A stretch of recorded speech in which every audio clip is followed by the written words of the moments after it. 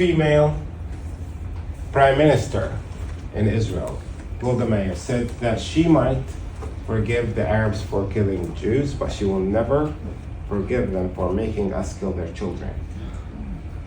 You know, when an Israeli sniper is targeting a Palestinian child, the victim is not the Palestinian child. The victim is the Israeli sniper. You know, this is why when you are looking at Israel genocide right now, there's a lot of emphasis on what Israeli genocide is doing to those poor soldiers. Some of them have brain damages, some of them have anxiety, some of them can't sleep, some of them, you know, because the actual victim of Israel's genocide is not the actual victims, the Israeli soldier. So it's another level of mind Frenchery, you know, that rules that regime. How does Israeli apartheid operate logistically? You know, apartheid is like a nightmare. Like if apartheid was easy to maintain, it would have continued, like we would still have Jim Crow laws, right?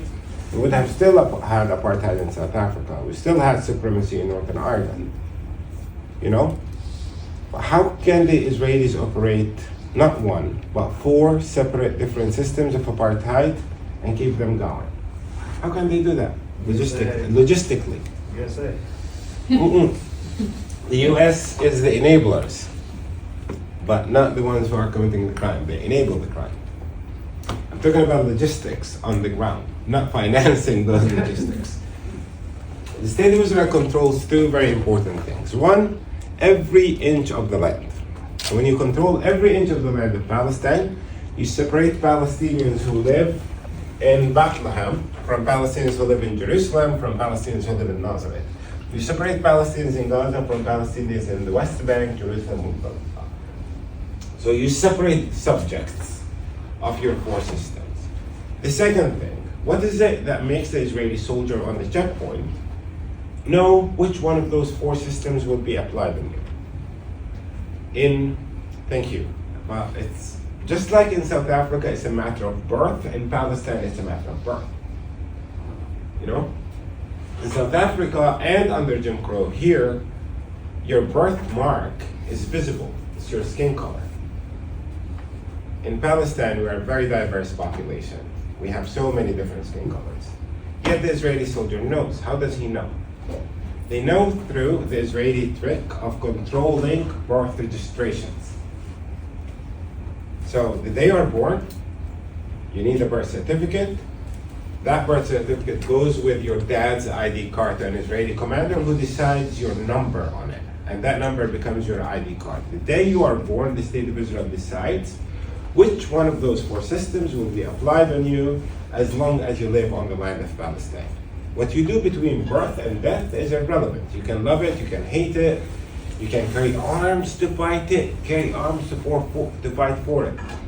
Okay, out of nearly 240,000 Palestinian Bedouins, there are 263 who serve in the Israeli army. You know?